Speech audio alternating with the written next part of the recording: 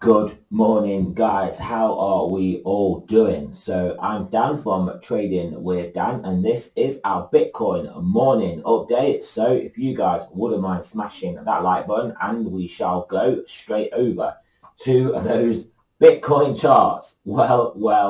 What do we have going on here? So basically, I think we all know now that this is because of Elon Musk decided to withdraw Bitcoin as a payment for Teslas. I mean, just citing just BS reasons. But I mean, we all know this is just full on market manipulation. He obviously just bought a load of Bitcoin, decided to then pump that position, sold more of it, I think, than he's claiming. That he's basically telling us he sold. And now basically he basically either wants to buy lower or basically just doesn't care, and he's just dumped it, and he's just withdrawing that option from his platform because he doesn't basically want to accumulate the Bitcoin anymore. But anyway, the guy is a clown, and I have said this numerous times on this channel. You guys all know my feelings about that particular clown. So yeah, there we go. What can we expect? Clowns do what clowns do, basically, don't they? So yeah, there we go. What I would read into it, though, basically the statement, the short statement, was just the end part, the very last part, where it says he's going to look to other cryptocurrencies. And obviously, we all know Ethereum being the second biggest one. Ethereum being, I think, the most useful one by far. Ethereum being the one that is basically going to proof of stake anyway. Very soon with the 2.0. And I literally, all I read from that is that he's now basically going to start accumulating Ethereum. Or more likely has been accumulating Ethereum, because all we need to do is look at this chart, and he pretty much tells us someone's been accumulating Ethereum, either someone or a collection of someone's.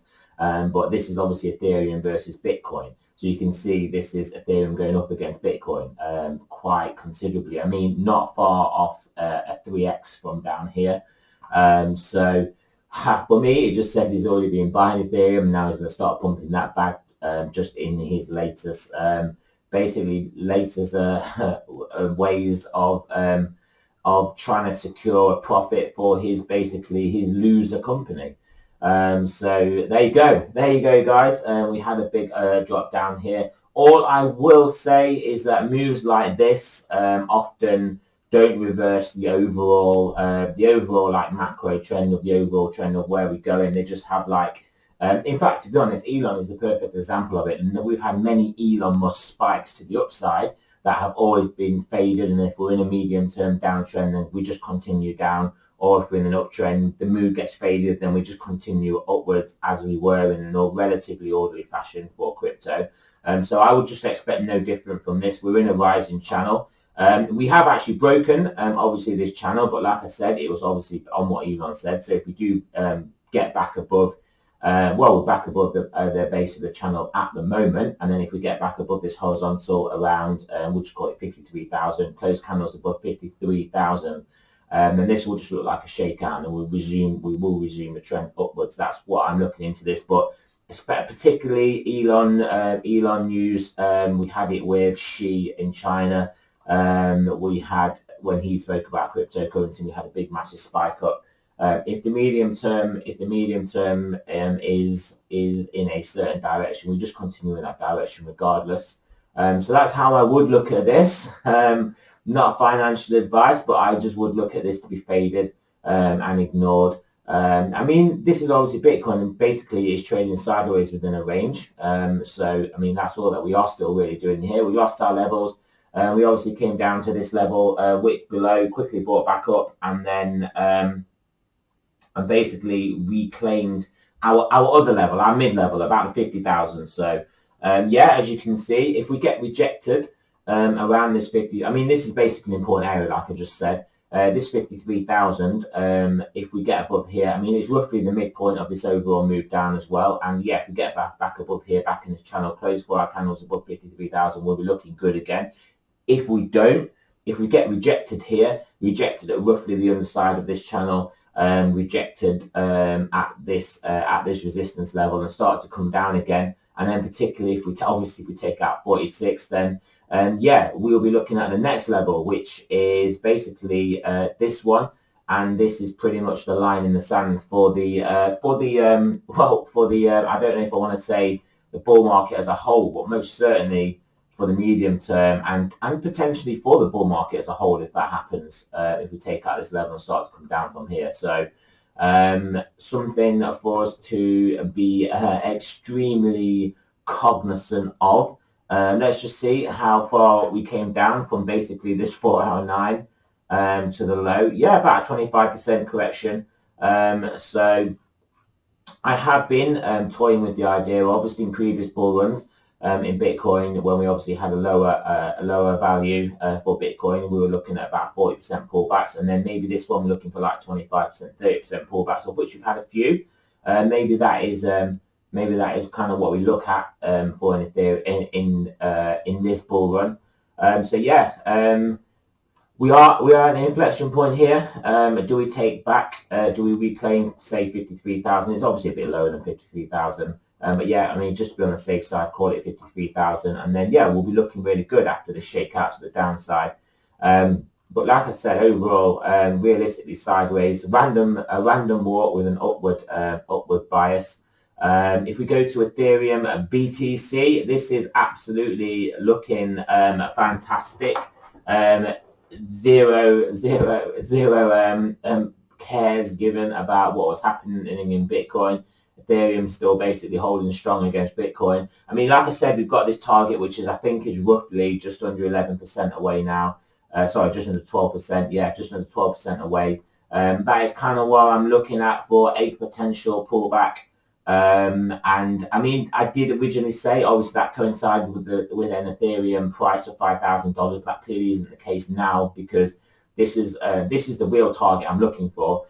This is the chart that I analyze, and the USD was just the derivative of the price Bitcoin was roughly at, and obviously where this price was going. So obviously that was all things being equal, it was going to equal about a $5,000 Ethereum price. But now Bitcoin is lower, therefore all things are not equal. Therefore, hitting this target at Bitcoin's present dollar value will equal a less than a $5,000 Ethereum price. So yeah, just be aware of that. It's not like I'm moving the goalpost. It's just that this was my target, and it just happened to coincide at the point of yesterday's video with the Bitcoin price of about a $5,000 Ethereum price. But we can look at what it equals now. We can look at a 12% move from where we are now and see where that gives us at a potential target. But I think we've got a bit of volatility now, so I don't think Bitcoin is going to stay at this price it is now. Yeah, we're only realistically looking at a $4,500 Ethereum price. But like I said, I think that's obviously all things being equal, and I don't think we're just going to sit here at this level. I think we are going to reclaim 53k and continue upwards, or we are going to get rejected and we're going to continue downwards. So one of those is going to happen. But Ethereum sitting at over $4,000, guys, with Bitcoin getting whacked like this, I mean, it's just someone has been buying this asset. Someone has been buying this asset, and now a certain our market manipulator in chief has alluded to buying other cryptos. And realistically, unless he's going to fork Dogecoin, which I don't think is realistic, I mean, he'll just make him more of a laughing stock and a clown than he probably can actually cope with being. I think realistically his only option is Ethereum. So and like I said, someone has been buying this anyway, and obviously this is what market manipulators will do. They'll buy, they'll load up. I mean, he's obviously have to push his market with loading up or what he's want to load up on, and then he'll start making announcements to pump his bags, at which point he'll start distributing, i.e. selling, taking profits, to test liquidity, just to test the liquidity of the markets, not to show up the balance sheets and the profit and loss statements of his loss and loss company. But anyway, I do find it interesting how there's a lot of Elon hate coming from a lot of crypto people that formerly love him. I mean, at least I'm sticking to my trend of thinking is that he's a div basically. And I'm not just flipping just because he's just done Bitcoin. Do you know what I mean? I wasn't like, yeah, Elon is great, Elon is the best. But yeah, I mean, like I said, you just got to kind of trade. If you want to do that, if you want to basically trade what he is doing, his tweets, then yeah, you can make a load of money. He's obviously pumped up Tesla, made a lot of people a lot of money. He's obviously pumped up Bitcoin, made a lot of people a lot of money. He's obviously pumped up Dogecoin, made a lot of people a lot of money. So if he does turn to Ethereum and start to pump Ethereum, then fantastic. He can make me a lot of money as well. It doesn't mean I'm going to change my mind on him. But anyway, so yeah, there we go. Speaking of Dogecoin, what's Dogecoin doing? Dogecoin not looking too good here, but it has not looked too good on many occasions and continued upwards. But yeah, just an interesting thing to look at here. I mean, I would look at this moving average here and kind of think, if you just look at our previous trend, if we do lose this, then yeah, this should be in a full and formal downtrend. Bitcoin dominance, there we go, hit our first target. It was in free fall. Like I said, no real targets. Look, watch for phantom bounces, but yeah, we've hit the first target. So yeah, great. I mean, there were some analysts saying that we were basically going to go back into the 70s here, and yeah, they have definitely got egg on their face at the moment. Whilst we've had such an absolute, since, like I said this before, it's not just that they're wrong, they're just spectacularly wrong, absolutely spectacularly wrong. And yeah, so we've hit this first target. I mean, this is the major zone realistically where I think we will definitely, if we don't have a bounce from here. But basically what I'm expecting, stroke hoping for, is that we do get into this zone, maybe trade sideways, consolidating here, maybe get a pullback into this downward sloping trend line. Hopefully it's further on in time, and then so it comes at a lower level, and then we just continue down. But if we do go into a bear market, Bitcoin does eventually go into a bear market, clearly this dominance is going to go up, as obviously all the money then flies back into Bitcoin. So yeah, I mean, but whilst ever we're in a bull market, which I personally think we've got a good chance of lasting a lot longer than previous bull markets, just because how price action is maturing, our swings are less wild, the price point is higher, and therefore we should expect the cycles to last longer. So yes, what else do we want to look at? Stock markets, obviously. I mean, you can look at this and see that we should really have been expecting pressure on the Bitcoin market, on the crypto market anyway.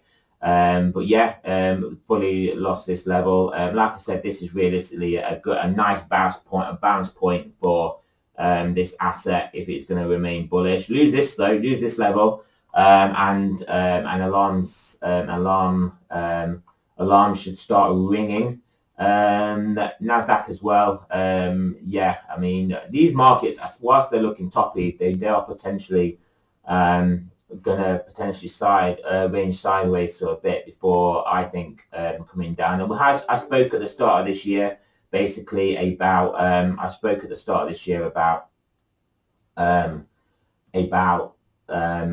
about stock markets basically not doing well this year, and I will probably maintain that view.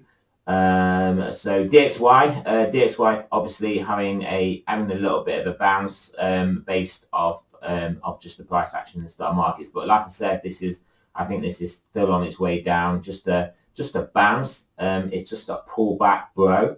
The 10 years, well, creeping up a little bit, creeping up a bit, as you can see. I mean, this is just obviously the inverse of the moving stocks. But yeah, this is looking pretty good. But clearly we have a lot of more inflation concerns hitting. I mean, they've now obviously got. I mean, I know they put it down to pipelines and stuff, but and that is what the shortage at the moment is down to. But obviously prices are still a lot higher. We've got inflation coming. We have got inflation, but it's going to be like inflation in certain things, and probably the things that we don't want it in. More than the things that you would want it in. So yeah, gold as well. Silver, as you can see, deciding if it does want to break upwards, but I suspect it will. But we shall see. Other than that, not too much I want to look at here. So let's look at. I mean, to be honest, looking at stochastics, it's not the greatest thing to do because we just had this big move. So they're obviously going to be a bit affected by that. But yeah, 4 hour coming down. 10 hour. I mean, because clearly this is not like a move where we're going to look for the momentum to then continue us down and down, because like I said, it was obviously just a tweet that caused it, and these moves potentially are faded. So I wouldn't necessarily look at the momentum of this move down to then be continued in a move that I expect to be faded. But yeah, 10-hour looking to turn back up from a low level as well. 12-hour coming down. I mean, we're just going through the motions here. I mean, you know my views on whatever reads these will give to now. But yeah, 2-day coming down, 3-day turn back down again, 5-day diving. I mean, the best we could look at it is potentially though is a bullish reset of this. But yeah, like I said, we've had a nice push out to the downside. These moves are usually faded. 53,000, we'll call it, on a 4-hour closing basis is the point. Get back above there. I think we will have a very nice move to all-time highs. Get rejected here and start to come back down. I think we are going to look very perilously basically look like we are, that we've got a less than a negligible chance of the bull market being over. But like I said, I don't expect that to happen. Would have to reject here, come down, take out this level, and then take out this level, and then potentially just play in this area for us to be fully into a bear market. And we are a long way from that. And I think the dollar is still tanking. I think basically money printing is going haywire and all that jazz. And I don't think I think it's a bit of a stretch to see this happen. But yeah. There we go, guys. This is not a financial advice. I am not a financial advisor. Always do your own research, and I shall speak to you guys soon.